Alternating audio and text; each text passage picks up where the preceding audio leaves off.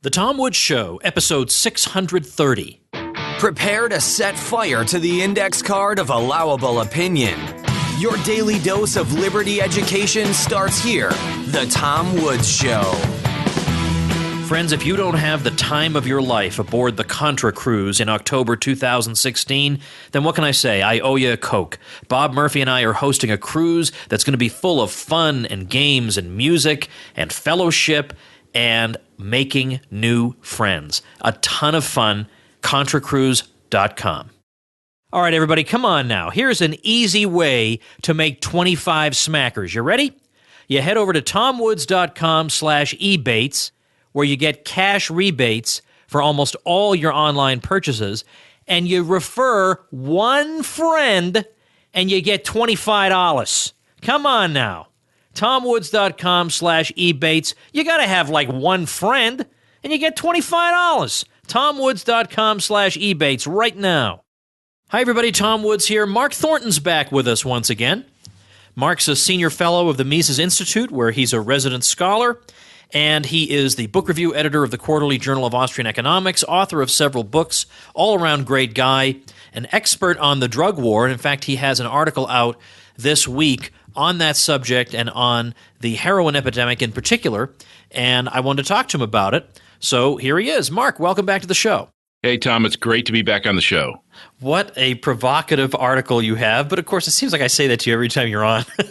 It's been quite a while. This is episode 630, and we're going to link to your article on legalizing heroin and on that being the cure to the heroin epidemic that we're seeing. tomwoods.com/630 will be the show notes page, and you can read that article. And, you know, there is something to this, this idea of the significance of heroin these days, because we're hearing about it, not just, as you say in the article, not just in places where you might expect to find it, in the seedy corners of society, but you're finding it really all over the country. In fact, Donald Trump said that when he was in New Hampshire, the parents were all coming up to him telling him about a heroin epidemic there. So it's just all over the place. How do you account for that? I mean, that phenomenon seems to be beyond dispute. How do you account for that? Why is that happening? Well, that's right, Tom. It's spread out from the inner cities into the suburbs, and now it's all around the country in places you'd never expect it. 50,000 deaths from overdose on drugs, both legal and illegal drugs. And we're finding it now in places like fishing villages in Maine, coal mining villages in Pennsylvania and West Virginia.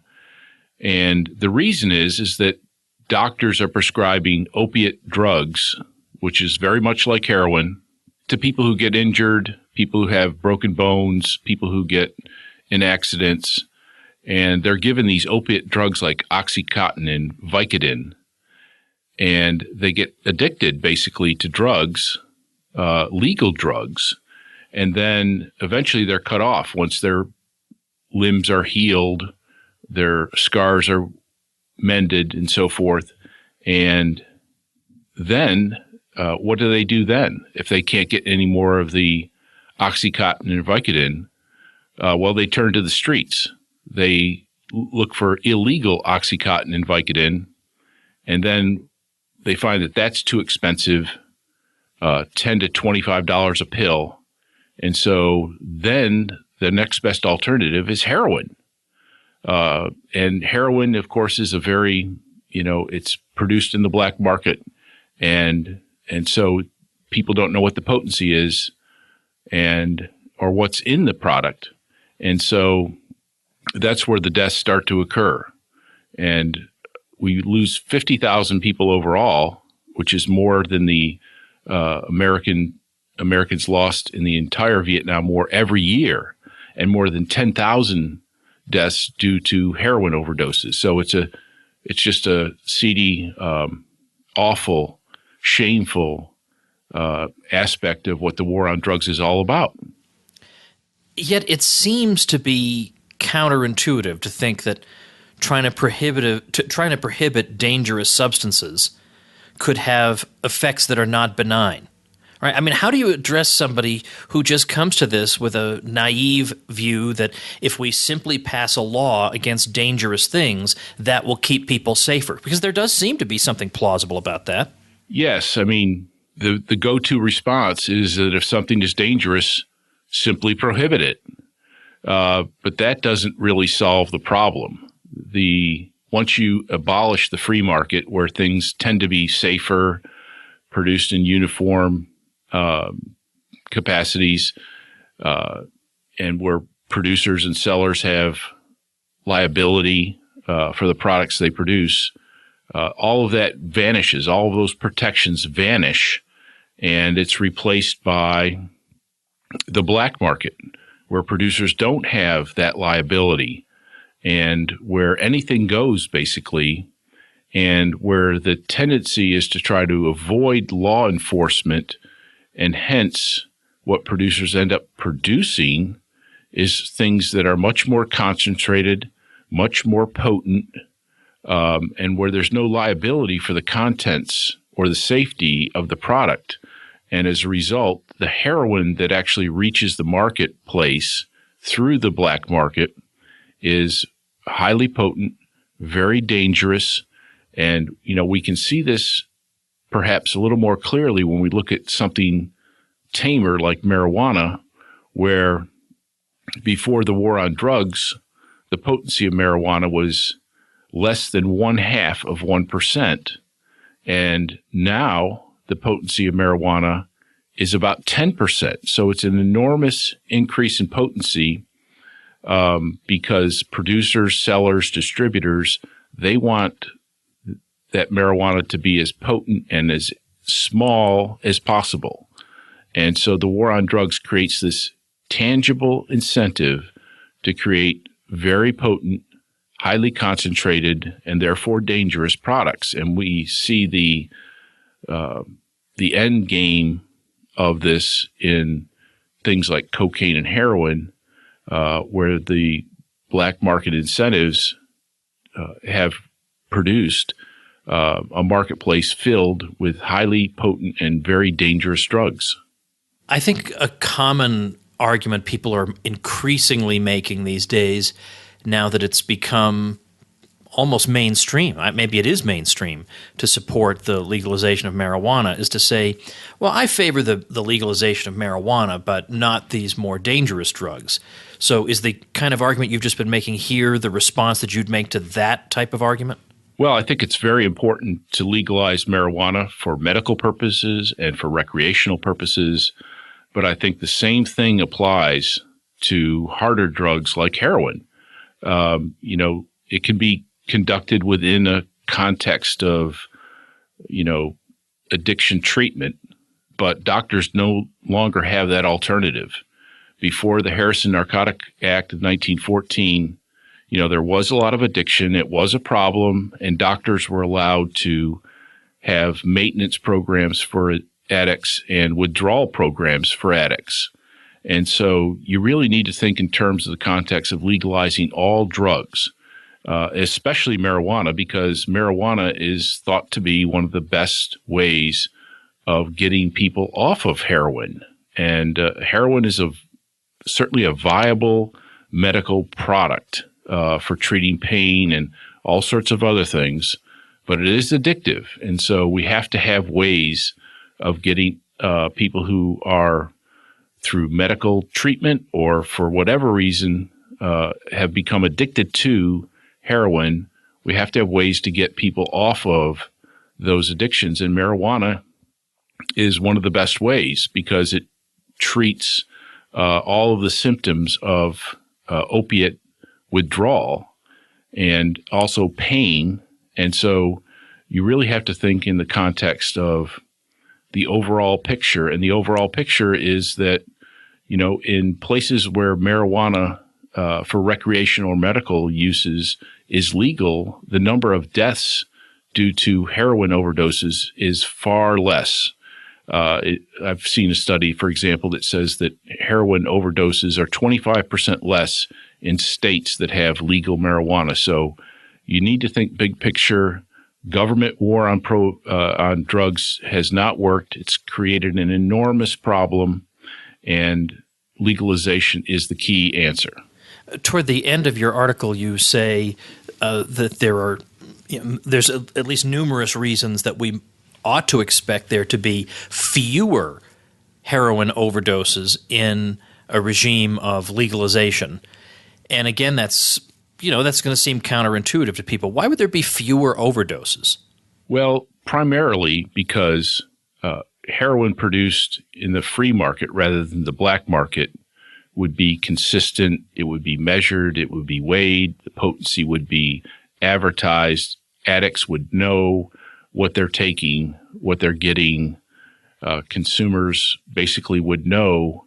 And the primary problem of heroin overdoses is the result of consumers not knowing the products they're consuming, how potent they are, what they contain. In the black market, for example, heroin can be boosted by adding other legal drugs to it. Heroin addicts aren't told that they shouldn't be drinking while taking heroin, that they should be mixing the drugs together. Heroin producers would be required to provide certain information about their products, and they would be liable for a lot of injuries that they caused as a result of negligence on their part. So the free market provides lots of safeguards that are non-existent in the black market.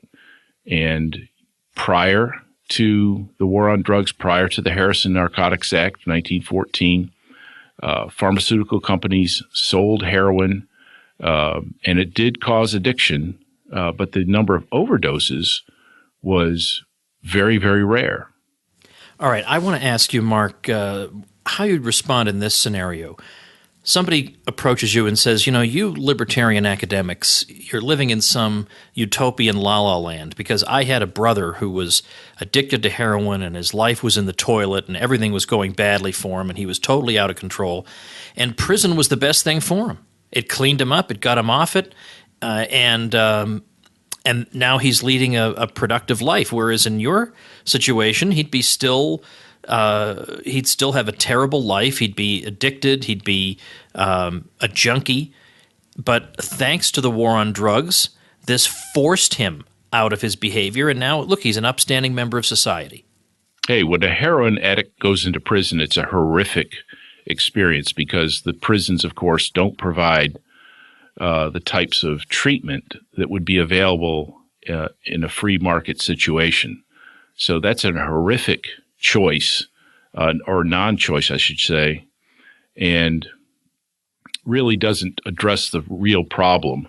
There are lots of people in the United States who can afford pharmaceutical-grade heroin, who are heroin addicts, that do just fine. It's not a horrific life. The horrific life is due to the type of product that people are consuming, the situations that they're in, the fact that they can't afford their escalating habits.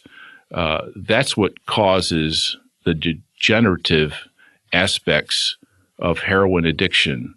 In a free market where the product is pharmaceutical grade, and where people can afford it, their addiction doesn't degenerate into those kind of scenarios.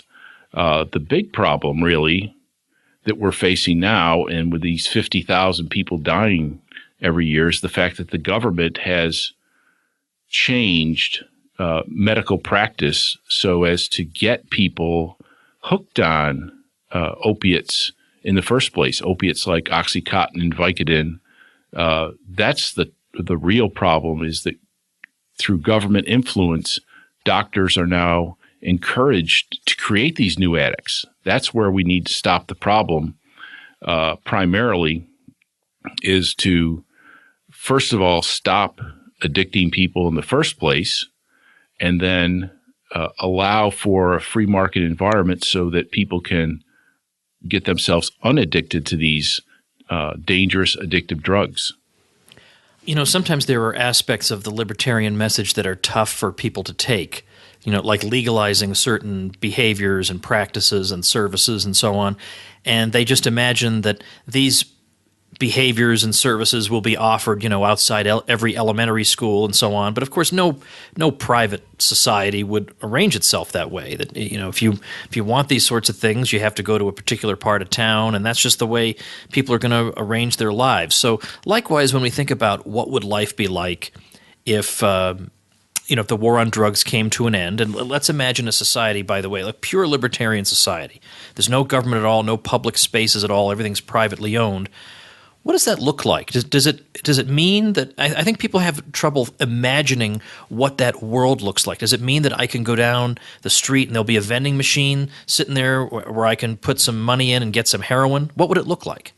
Well, in a free market, in a true free market, it's very likely that the heroin producers would want to have some sort of quality control, so that they only sold their product through, for example, where you needed to have a consultation with a pharmacist or a doctor or a drug addiction specialist before you were able to actually access heroin of certain forms.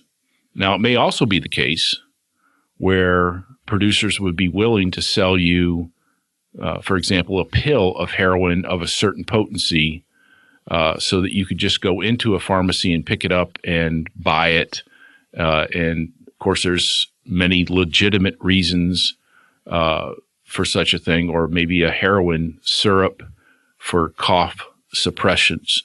And so it's very likely, due to legal restrictions in terms of negligence and liability, that the producer side would only be willing to produce on a large scale under the constraints that they imposed on the retailers and the suppliers, the pharmacists, the doctors, and so forth, and that they wouldn't be willing to just sell, enormous amounts of heroin and other dangerous drugs in a vending machine or any other open access type of sales. And so the access would not be completely open because, Walmart would not be willing to sell highly potent forms of heroin to a 11-year-old girl. It's just not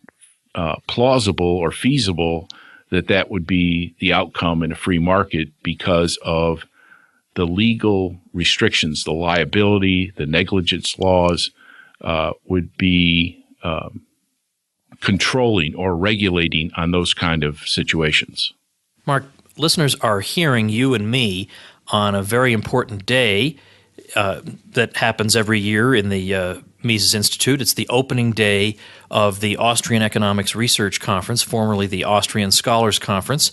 And I wonder if you could take a minute to tell us a little bit about that. We're going to link we'll tell you the link now, but I'm going to also put it at tomwoods.com/630. People can see the named lectures, not all the individual sessions, but the named lectures live at Mises.org/live. That's MISES.org/live. So tell us about what the conference is all about and who's speaking this year. Tom, it's very exciting. It gets better every year, really. Young scholars coming to produce new research and presenting it very often for the very first time and making inroads in economics, philosophy, history, and other disciplines. And this year's conference is really something to see. If you can't make it here Thursday, today, Friday, and Saturday, you can watch it on the internet at Mises.org/live. And I know, Tom, you're very familiar with Jeff Herbener, Guido Holzman, Paul Gottfried. I mean, those are some amazing minds that I'm sure many of your listeners are very familiar with. Oh, they've all been guests, and my heart is breaking that I'm not there with you guys. I know Paul Gottfried, just amazing. Guido Holzman. Wait, hold on a minute. Actually, that reminds me, Mark. You need to do me a favor sometime today. Actually, Guido has not been on the show. You got to bug him about that. Can you promise me that you'll do that?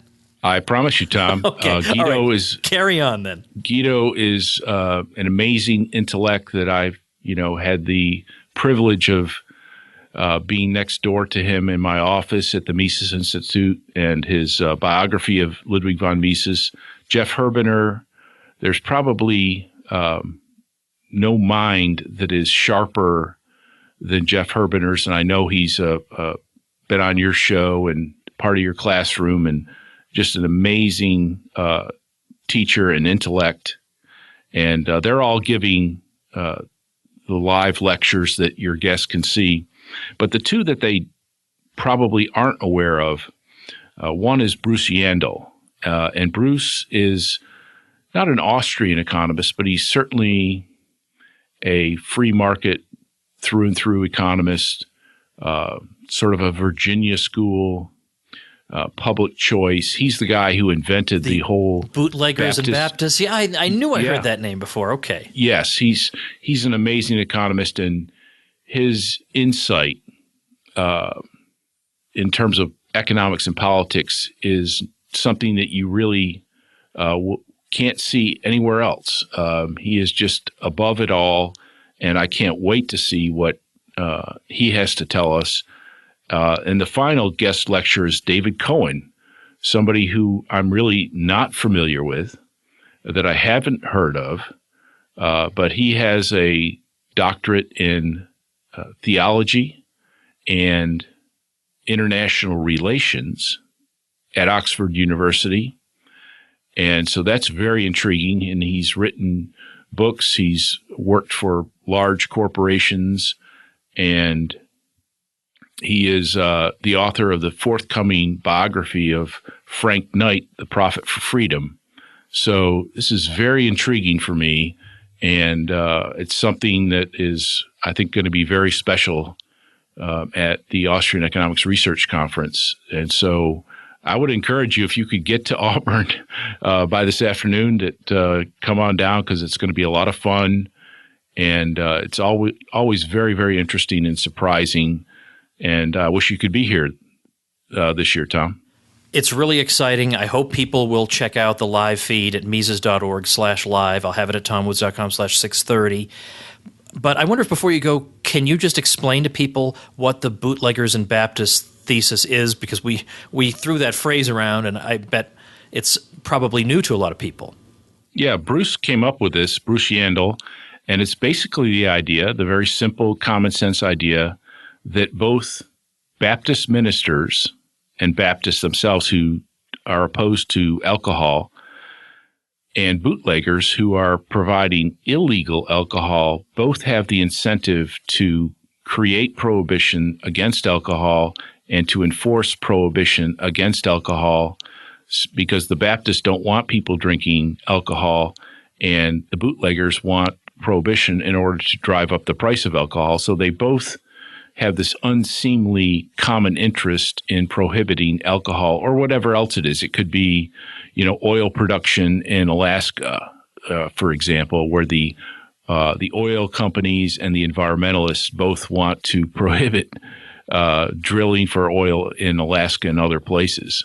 It's very interesting and important.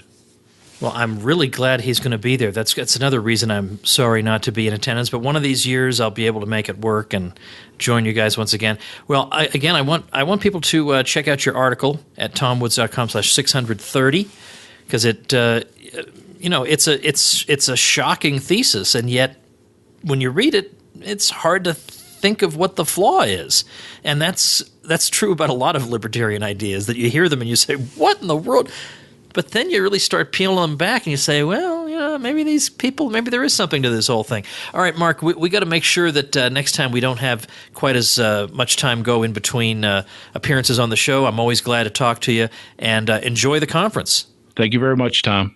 All right, everybody, before you go, a couple of neat little things to tell you about. First, don't forget to grab your free history course on the presidents, not the phony baloney presidential idolatry we got in school, but the real history of the presidents and their crimes against liberty. You can pick that baby up over at freehistorycourse.com. Costs you nothing. That's why we call it freehistorycourse.com.